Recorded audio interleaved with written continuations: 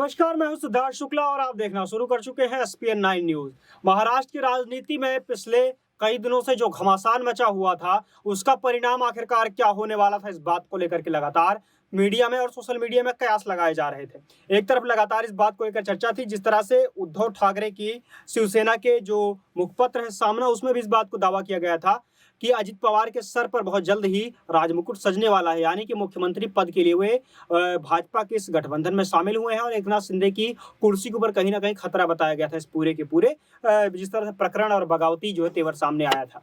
अब इसके बाद आज अजित पवार ने अपने मुंह से एक बहुत बड़ा खुलासा किया है, बहुत बड़ा चौंकाने वाला बात बताई है। उन्होंने यह कहा है कि जाहिर तौर पर इस बगावत का उद्देश्य महाराष्ट्र की सत्ता प्राप्त करना ही है। जिस तरह से उन्होंने अपने चाचा शरद पवार को पार्टी को छोड़ करके, अपने बहन सुप्रिया सुले को छोड़ करके और उस तमाम पुरानी जो है एनसीपी को छोड़ करके वहां से लगभग अधिकतर विधायकों को अपने साथ लेकर के उन्होंने भाजपा की सरकार को, एकनाथ शिंदे के सरकार को समर्थन दे दिया है। अब इस पूरे मामले के बाद उन्होंने साफ किया है कि उनका मकसद महाराष्ट्र में सरकार बनाना है और महाराष्ट्र के मुख्यमंत्री बनकर उनके पास जो भी जनता के लिए कल्याणकारी योजनाएं हैं उसको क्रियान्वित करना है, उसको लागू करना है वहां की सरकार में।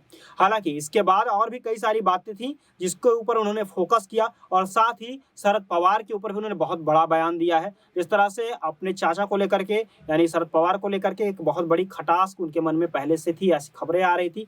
आज इस पूरे के पूरे मामले पर, साथ ही महाराष्ट्र के सत्ता के ऊपर उन्होंने बहुत बड़ा खुलासा किया है। सबसे बड़ा खुलासा तो यह किया है कि 2004 में जब चुनाव हुए थे तो महाराष्ट्र में एनसीपी के पास एक बहुमत थी और उस समय 40 से ज्यादा विधायक जो है समर्थन में थे। लेकिन इन सभी के बावजूद जो है उन्होंने कांग्रेस के साथ गठबंधन किया और कांग्रेस को मुख्यमंत्री पद का दावेदार बनाया, जिसके साथ लगातार कांग्रेस महाराष्ट्र में मजबूत होती गई और इन सब का आलोचना के जो पात्र थे वो शरद पवार को बनाया गया। उन्होंने यह भी कहा कि एनसीपी के पास कांग्रेस से ज्यादा विधायक थे, अगर वह चाहते तो उस समय महाराष्ट्र में सरकार बना सकते थे, लेकिन ऐसा नहीं हुआ और आखिरकार शरद पवार को पूरी तरह से उन्होंने दोषी देखा। इसके अलावा छगन भुजबल ने ये भी बताया कि जब 40 से ज्यादा विधायक उनके पास थे तब भी उन्होंने सरकार नहीं बनाई। इसके अलावा अजित पवार ने अपने चाचा के ऊपर आरोप लगाते हुए यह कहा कि जिस तरह से वो एक उम्र के पड़ाव में आकर के नेता विराम ले लेते हैं, आईएएस अधिकारी 60 साल की उम्र में रिटायर हो जाते हैं। बीजेपी के जो दिग्गज नेता, पुराने नेता थे, वो भी लगभग 75 साल की उम्र में रिटायरमेंट ले लेते हैं।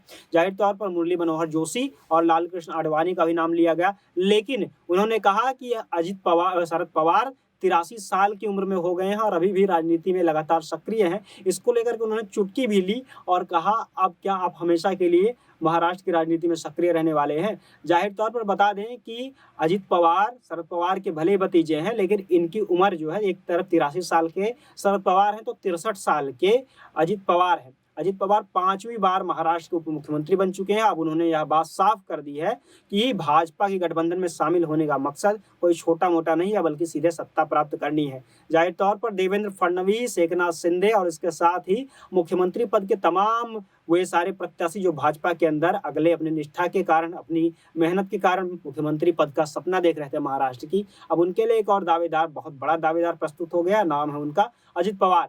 फिलहाल इस पूरे के पूरे खबर पर हमारी नजर बनी हुई है, पैनी नजर बनी हुई है, पकड़ बनी हुई है। आप जुड़े रहिए हमारे साथ जानने के लिए तमाम खबरों की जानकारी और अपडेट्स। फिर मिलेंगे दूसरे किसी वीडियो में। धन्यवाद।